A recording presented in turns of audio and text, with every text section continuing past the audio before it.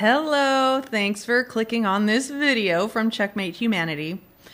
2 years ago today, I uploaded a video on my true crime channel, Trauma and True Crime, and the title was, "Sorry Lana and J for J, I'm not buying it, and neither should Ronnie and Cindy Watts." In the video, I called into question whether Lana Oriani of Truth and Transparency could legitimately conceive of, launch, and seek tax-deductible donations for a public charity in 9 days. Having just been part of starting a very legitimate and well-funded nonprofit called the Center for Humane Technology, I knew it was possible to start an organization and seek donations in that amount of time, but you can't ethically or legally advertise for those donations as tax-deductible until you knew for a fact that the IRS approved it. At the time, Lana Oriani didn't have a YouTube channel, so she teamed up with Jays for Justice, thinking that if she could launch the nonprofit on Jay's channel, she could convert at least 5 to 10% of Jay's subscribers into members of her nonprofit website, fightforafamily.com. Right now, Jay has over 88,000 subscribers, but at the time she had around 40,000 subscribers, if I remember correctly. In my video, which no longer exists because Lana Oriani struck it, I showed her father's Facebook profile to connect the fact that she and her father had been caught doing some shady financial things just a few years prior to her starting a public charity. In other words, just a few years prior to asking people to trust her not to enrich herself privately with donations that are meant to be used for charitable purposes. I don't need to show that proof again. It's very easy to find with a simple Google search on her name. Now, I stand by everything I said in that video, but if I had to do it over again, and I've said this before, I probably wouldn't have brought her father into it. I probably would have just mentioned that she herself had shady financial dealings with a family member, because it actually is relevant that the president of a nonprofit was caught being shady by the federal government. Live and learn, right?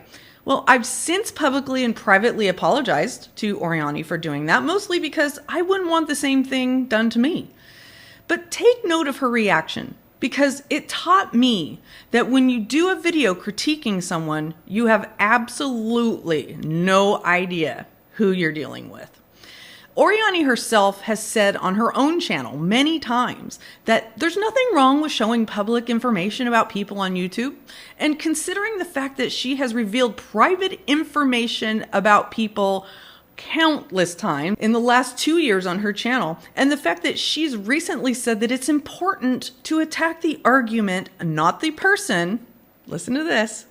We can argue we can disagree all day. I don't have to be nasty to disagree, so. Last time I checked, people that are important in life, they talk about ideas. They don't talk about people. People that talk about people, you got nothing going for yourself. You would think that she took what I did with regard to her father in stride and attacked my arguments about her nonprofit rather than attacking me. Spoiler alert, that's not what went down. In fact, it was the opposite extreme. The best way to categorize her reaction toward me and anyone who gets in her crosshairs is cruel and unusual punishment. But we'll get to that in a minute. More importantly, for the purposes of this video, I'm going to show you that 2 years later, Fight for a Family is still sketchy as hell. Now let's start with a basic understanding of what it means to be a legitimate IRS recognized public charity that is putting its donations to proper use. When you tell people that they're donating to a nonprofit organization, they're expecting to be able to deduct their donations from their annual taxes. If the nonprofit organization isn't a fully recognized 501c3 with a verification letter from the IRS, people will not be able to deduct their donations, and it's false advertising to say they can. 2 years ago, when Oriani started promoting Fight for a Family as a 501c3 nonprofit, she did not have an IRS verification letter, and she didn't know your donation was tax deductible. When she was asked to show that IRS verification letter, which is a very standard, normal, everyday thing to ask of a nonprofit, she became defensive and hostile. Today, I'm happy to report that Fight for a Family does indeed have 501c3 status from the IRS, and it was granted on March 2nd, 2021. However, Oriani wasn't made aware of this until the letter was sent to her a year later in February 2022. Of course, she made a big deal out of shoving that letter in our faces when she received it, not realizing that by confirming she had just received it, she was admitting that she had been advertising it as a tax-deductible organization without knowing it herself all that time. That's sketch, right? When Oriani got that letter, she acted like it's a done deal. All concerns with regard to Fight for a Family had been powerfully debunked, and the matter had been put to bed. Far from it. Getting a letter from the IRS is not the only thing that legitimizes your nonprofit. For one thing, you need to create bylaws and a mission statement. The good news is that Fight for a Family has both of those. Here's where the bad news comes in. Legitimate, not shady nonprofits are also supposed to have 3 independent, keyword, board members who are not related to each other, even by marriage. Once again, there was an issue from the go because 2 years ago, she appointed 2 board members who were married to each other. And even worse, as I reported in this video, these married board members have since claimed that their signatures were forged and that Lana Oriani is a con. As you can see, I pinned a comment on that video from one of Truth and Transparency's mods. In that comment, she strongly defends the nonprofit and says that Ronnie and Cindy Watts, those married non-independent board members, are no longer on Fight for a Family's board. Well, according to the public databases that list board members for public charities, the Watts have not been removed from Fight for a Family's board of directors.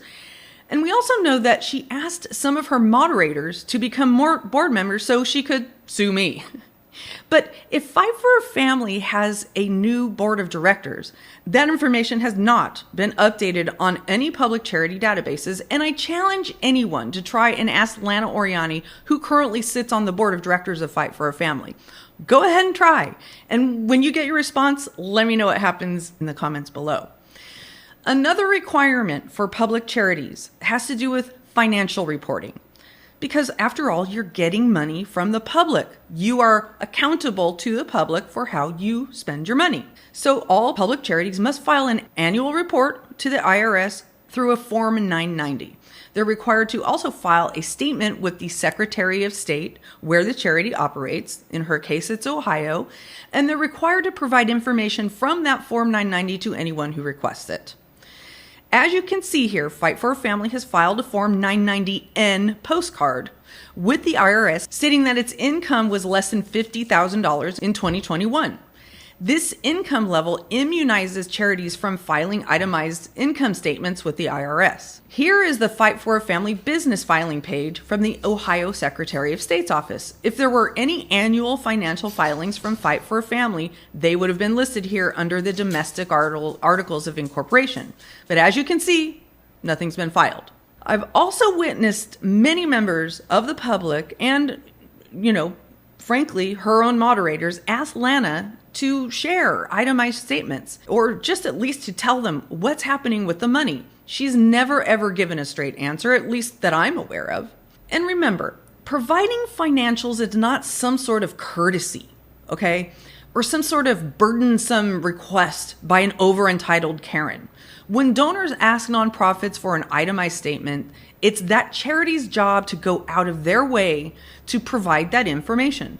After all, they're funded by taxpayers. Responding to such requests should be a standard part of their back office practice, as easy as filling out a form and hitting send. Once again, I challenge you to ask Lana Oriani for an itemized financial statement and let me know how that goes. Now, at least she did do the bare minimum and filed a 990N to the IRS, right? Well, there's something really sus about that too, and I'm going to show you why.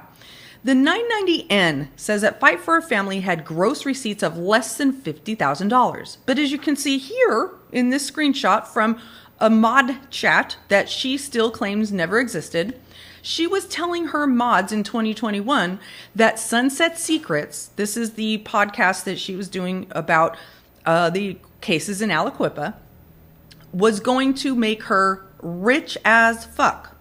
And she was going to cut them all 20% of the deal. So some sort of deal related to a case that was being represented by Fight for a Family was going to make her rich as fuck, in her own words. So what are we to believe?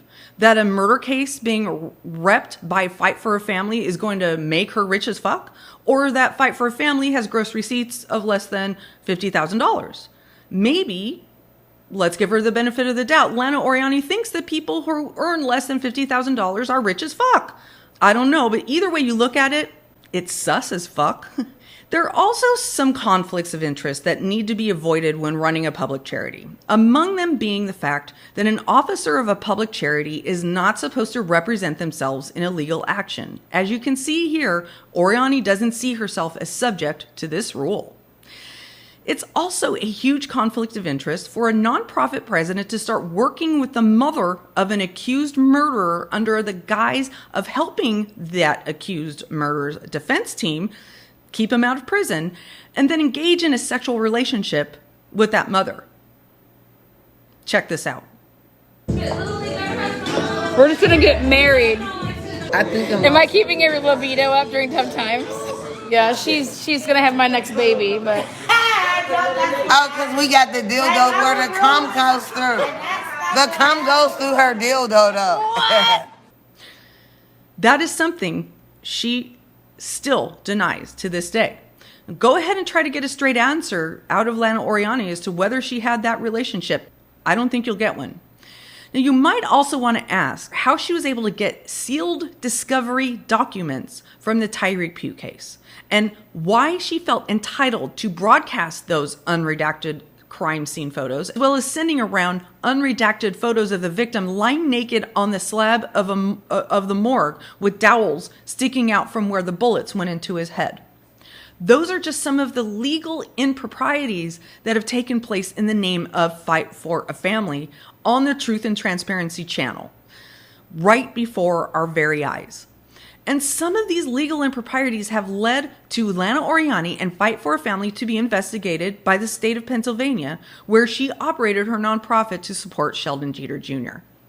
But as with any endeavor that calls on the public's support in some way, especially when you're asking them to trust you to do your best to embody the mission of a public charity, there's a code of ethics that must be followed to show that you can be trusted with the hard-earned money that people willingly gifted to the charity. That code of ethics says you should act with honesty, integrity, transparency, confidentiality, and equity.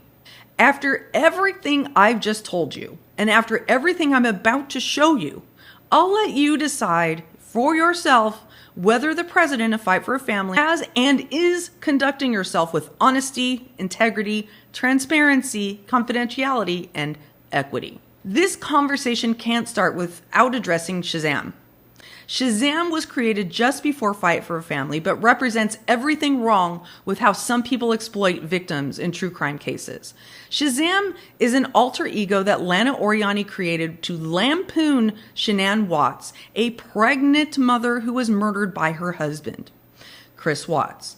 Shanann was an avid social media user and posted several videos to promote Thrive, an MLM product. Throughout dozens of videos, Lana Oriani recreated scenes from Shanann's Facebook videos with this corpse filter to paint Shanann as a phony, bitchy, overbearing wife and neglectful mother. She apologized for this after major backlash, but after she apologized for that, she still admitted to loving and cherishing Shazam. this is the start of Shiz right here. That was on the album cover. Becoming Shazam was definitely worth it in the end. These videos first came to the attention of the true crime community on YouTube.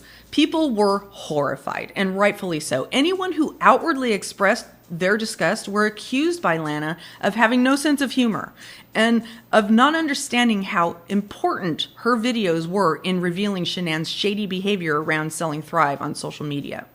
These videos came to light on YouTube in late 2020 and were making the rounds in the true crime community until February 2021, when she started making noise about the nonprofit Fight for a Family that was being set up to help Chris Watts and other wrongfully accused felons get out of prison. So in the midst of defending her absolutely vile denigration of a murder victim through dozens of videos, The star of these videos declares she is now the president of a public charity. You really can't make this shit up, folks. That's where my March 1st, 2021 video comes in. My video not only questioned the legal compliance of her nonprofit, it also questioned how someone so sadistic could be trusted to help people who were wrongfully accused. Rather than attacking my arguments, she went on a full-on attack of me as a human being.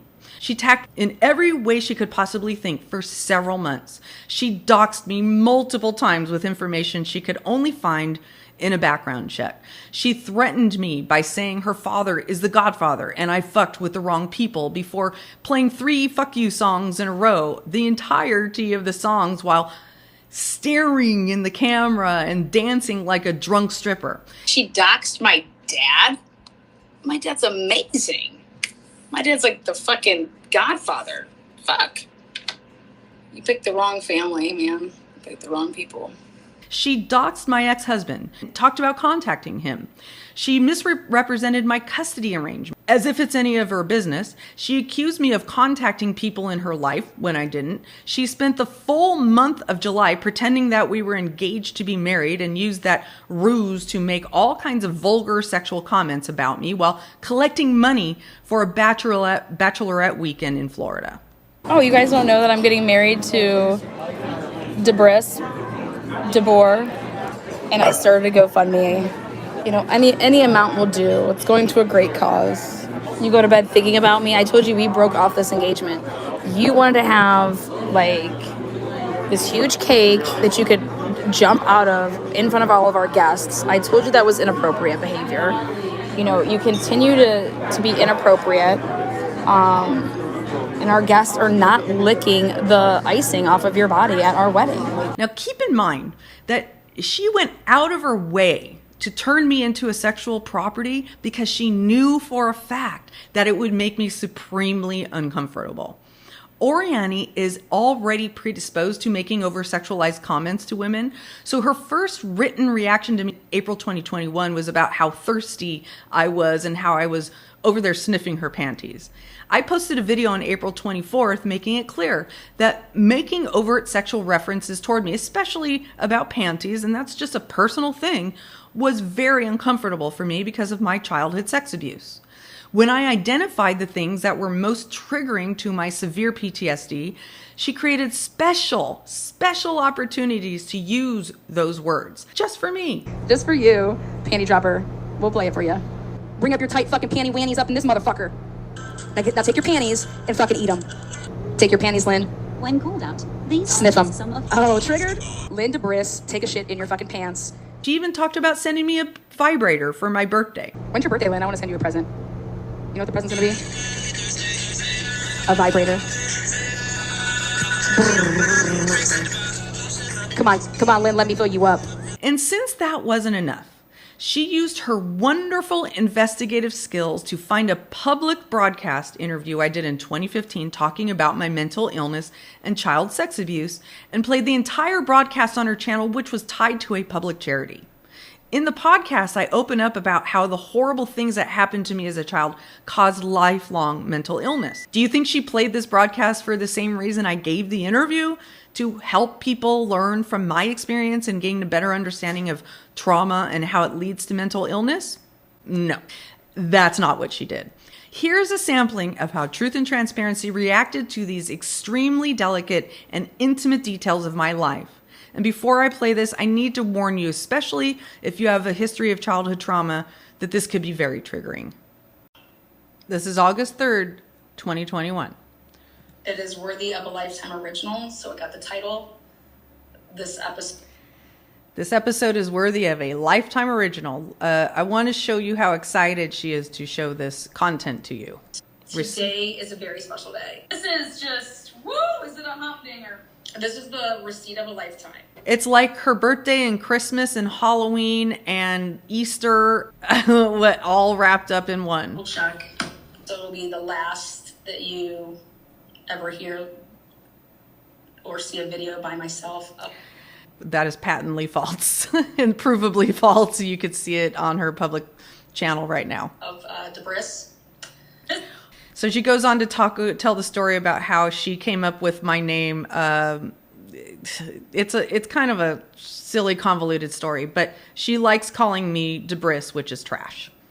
I want to tell you, I know I'm laughing right now, but it's been a year and a half since this happened, so I've had a lot of time to get over it and to grow some thick skin around it, and I have not watched this since that time, so... You make sure it's as perfect as you think. And when it is, you then proceed with the chlorophyll. So that... This is chlorophyll, I guess. She's proceeding with the chlorophyll. Now, what does chlorophyll do? Chlorophyll involuntarily incapacitates somebody, doesn't it? Also, that she wanted to duct tape me during a game of Fuck, Marry, Kill. Right. That's what we're going to do here today. So she uses all these kind of fucked up metaphors for silencing people when she can't silence them in other ways. Debris has had a hard-on for me and my family since January. Well, today, it is my final pop on that hard-on. It is my farewell. I'm a girl, just so you know. You know, I've spent so much of my life thinking that everybody feels exactly the same way I feel, and then being so... Oh, that's a beer spitter outer. So sorely disappointed that it becomes clear to me that somebody doesn't love me as much as I love them, and I just go and like suck my thumb in the corner. You know, I'm in therapy for borderline personality disorder. They're like, well, that explains a lot. Does that feel good or bad? It feels good. Isn't that just so funny? Just so you know, that's not my diagnosis anymore. It was a bad diagnosis. Complex PTSD looks a lot like borderline. So it was like a year or two after this that I got the correct diagnosis and am now much better treated for it. My condition or whatever it is, it's very, very contained. Like I have a much better handle on it than I ever had. It's just, you know, I guess she doesn't believe that it's contained. A lot of stuff, and I'm very raw. And I've always already... Oh, that's funny. It's funny to be raw. Even more raw than before. Anything you'd like to share? That's funny. Well, and he was making porn, and he was selling drugs, and he was... So it's funny to her that my dad was selling PORN and selling drugs. Okay. Had just gotten out of rehab. Yeah. So this was this is Lana's biggest justification for thinking it was okay that she does this. She was just like, I just can't understand why they were laughing about such serious things. This is a podcast called The Mental Illness Happy Hour. And just as an FYI, when people are talking about their own trauma, they get to have whatever feelings they want about it. Okay? Sorry to laugh. Especially when they're very uncomfortably sharing that information in public with a comedian who's hosting the podcast. Is that an awesome moment? No, I get it. It is. Because, you know, one of the things with people when they live in rehab, what I always tell them is there are going to be triggers out there. Yeah. And you got the largest... So I'm laughing with myself, laughing about the darkness of the situation and the irony of the situation. And there's probably 100 or 200 people in her chat at the moment watching this. They're laughing at me. My mom put me in rehab right before that happened. Oh, that's funny. And I had these flashbacks That's of my dad funny, using being me put that in I rehab. hadn't remembered for a really long time. halfway house for another 90 days, and I clawed my way back into civilization. And then this is like the happiest day of her entire life, hearing my fucked up life in childhood. So this is where I talk about how a babysitter back in the day did some things, and this is her reaction. And I want to remind you that there are 100 to 200 people in the chat, and many of them are saying disgusting, fucked up things.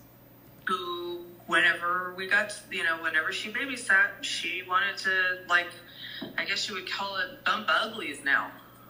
Like she wanted to kind of simulate sex. Their parents split up. Their mother is mentally ill, like I cry. Like, I'm talking about how life can be tough my kids could be traumatized because we're divorced and I have a mental illness, and this is what she's doing. Like I have volatile moods. Like they go through stuff. But I had a breast reduction because my boobs were really, really lopsided and big, and men always looked at them, and it made me sick. I just couldn't. Like, it was just... So that's funny. It's funny when I say that I hated when men looked at my boobs and it made me sick. That's hilarious. I just couldn't. Like, it was just... Why are people laughing? Why are you laughing? It's not your story. I get to have whatever feelings I want about my story. Why didn't she go to her mom and tell her mom about the babysitter that was bumping uglies and tell her mom to do something about it? I was a child and I didn't know it was wrong, as if it's any of your fucking business. Why are you laughing about at weird times if this is so serious? That's not why you're playing this. You're playing this because it's the receipt of a lifetime, right? So cut the shit, girl. But this is the truth. And it's not my words. It's a public podcast. Doesn't take away from the complete lack of couth in digging it up and created a lifetime original out of it.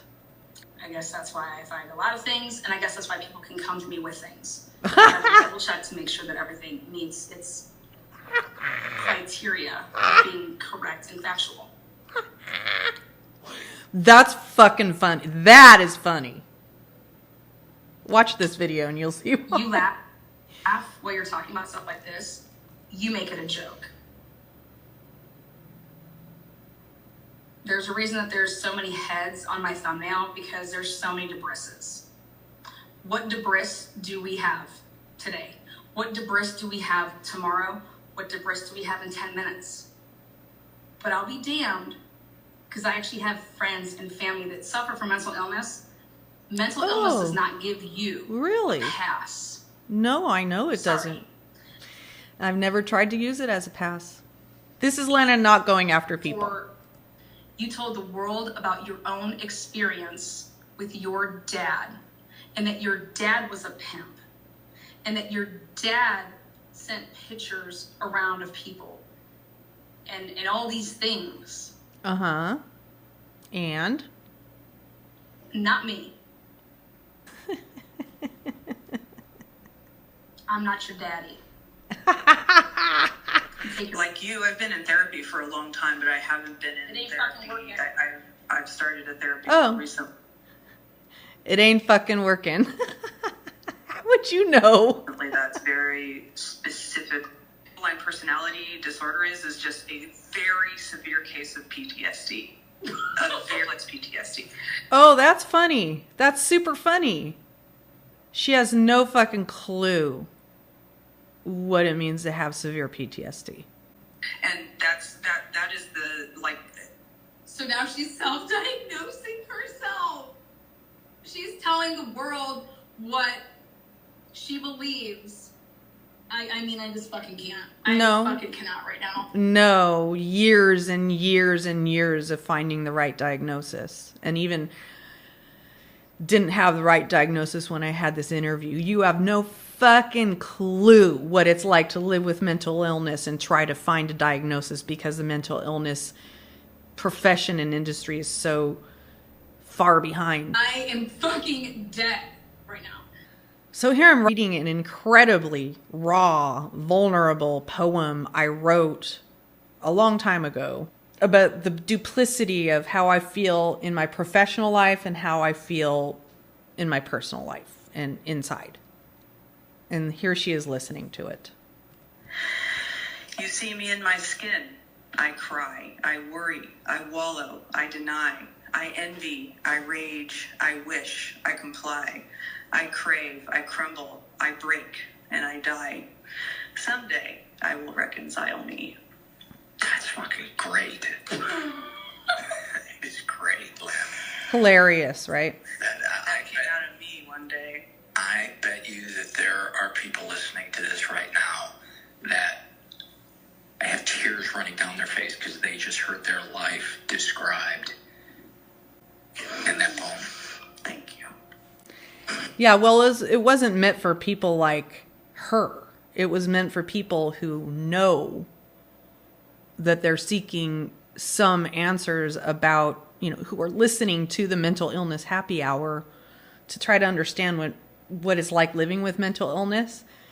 She doesn't try to understand anything about the human condition. Really well managed. It's more about my feelings. Oh, for fuck's sake, no! God, I just can't. God, I just can't do this every day. I just can't. This is the president of a nonprofit, you guys, that's supposed to help families. She takes people's donations to help people who have been wrongfully convicted. You know that a lot of people who have been wrongfully convicted, they have mental illness? I go to the store and I buy vanilla chocolate chip Haagen-Dazs and I... No, the fuck you don't. You get on fucking YouTube and you go ape shit. The fuck? You don't go get Haagen-Dazs ice cream. Okay, because she knows my life. Okay. Why? Okay, well maybe if you used to, can you go back to that? Because that was just way better. Now you just go on YouTube and you lie. Prove it. At least 2 or 3 different types of cake, and I eat it all. And so here I'm talking about my eating disorders. I mean, this is about as raw as it gets. And apparently there's something wrong with me talking about these things to the point of having to rebroadcast it to lampoon it. Okay? And I'm going to blow dry my hair, and then I'm going to sit down, I'm going to put on some candles, and I'm going to eat my ice cream. Like this. Get the fuck out of here! No!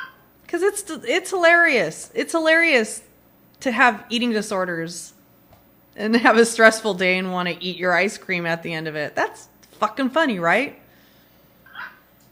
I am doing that tonight, y'all! I would shit myself if I ate an entire...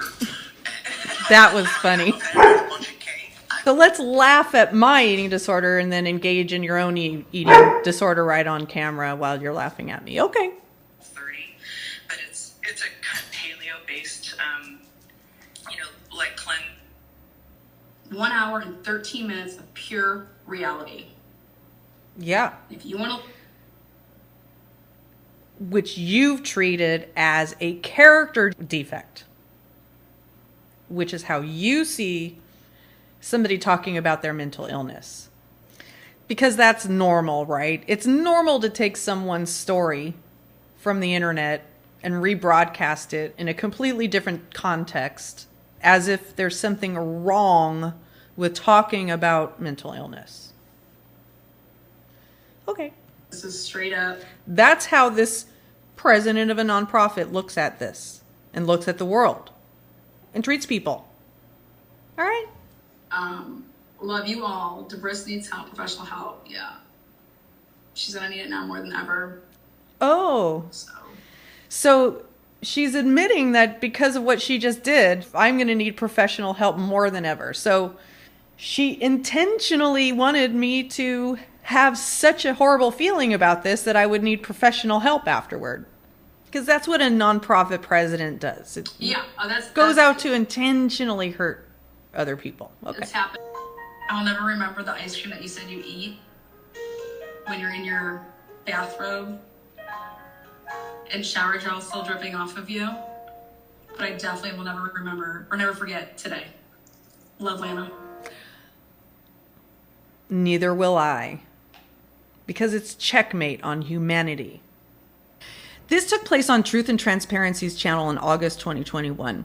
That is a full 5 months after I first called her out on her nonprofit. And guess what? She played it again several months later after I'd made it known how hurtful it was.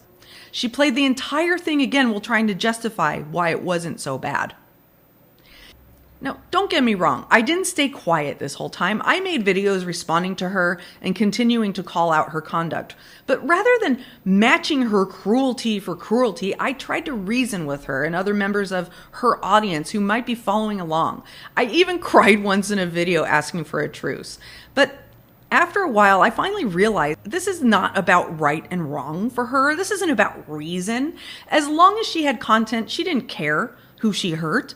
There was no amount of reason or appeal to empathy or compassion that was going to get her to stop from attacking me or the other legions of people she made into content. All those months when Oriani was escalating her attacks on me, she was also escalating her attacks on a slew of other people. And her behavior on her YouTube channel was at times incredibly alarming. This is just a brief sampling of some of the behavior I'm talking about. She's fucking told her. Lana showed me your tits. Who the fuck are you? Who the fuck are you? Keep patting my titties in my back, please. Talk puss platter. You just gave it up on a platter, girl. Climate's going out of control. That's my fault too. Everything else, my fault.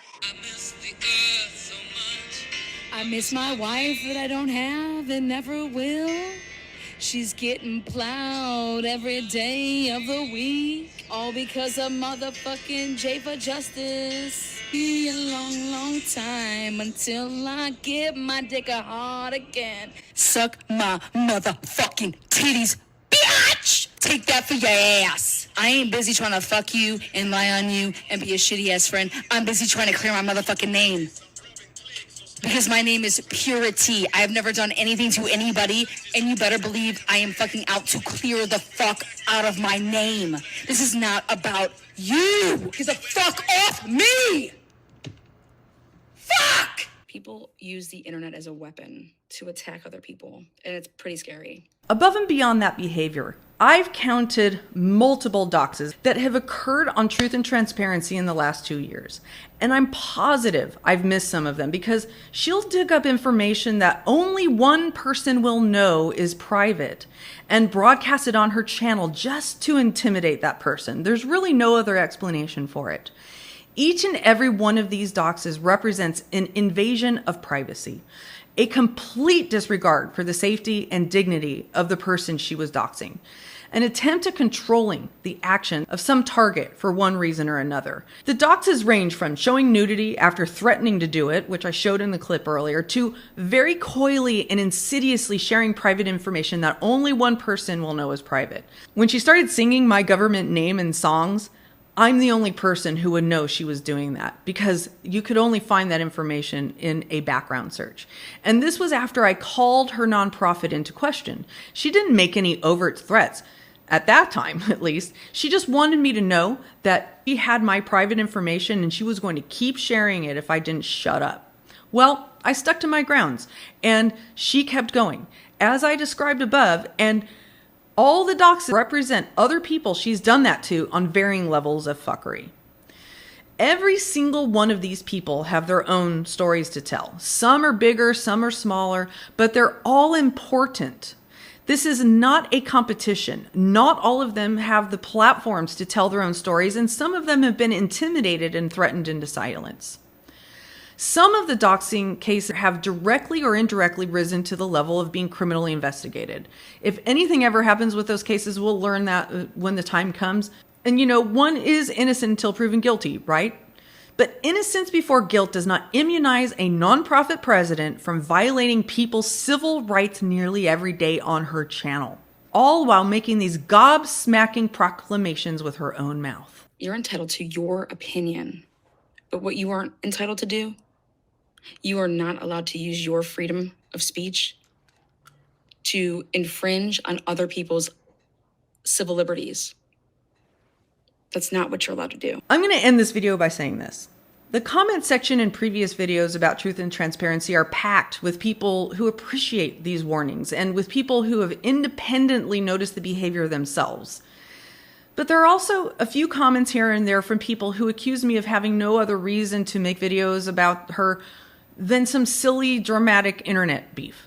And here she is herself talking about how she had never met me and she couldn't believe that I said such horrible things about her, a public figure who is a nonprofit president. I think it hurt me a lot to hear Lynn talk about it, because I've never talked to Lynn in my life. I've never talked to her ever in my life. And so to hear someone like Lynn, I think when she did that, I was like, who is this woman? Because I've never spoken to her. And so why is she saying all these horrible things about me? Like, I could see if I'm your ex but I don't even know who you are. So if Lynn's out there and wants to say that I've hurt her or anything like that, Lynn, I don't even know who you are. I didn't know who you were. Everything that you could say, it's because you came to me in some type of way and wrote me something to be a jackass about the nonprofit. You know, because I was like, yeah, my dad's part of the mafia. Like, that's me being funny. Yeah, my dad's moffed up. You might want to leave him alone. Here's my response to that. Lana Oriani is a public figure and the president of a public charity. She has put her hat in the ring to be scrutinized, and her behavior is unscrupulous. Unscrupulous enough as to be newsworthy. After everything I've showed you, I hope you can see that this goes way beyond an internet beef. I haven't only shown you how she tried to trample on my First Amendment rights using her YouTube channel in combination with the court system. I've shown you that she engages in the same behavior with dozens of other people in the true crime community. As long as it's content for her, she's in my opinion, no matter who it hurts.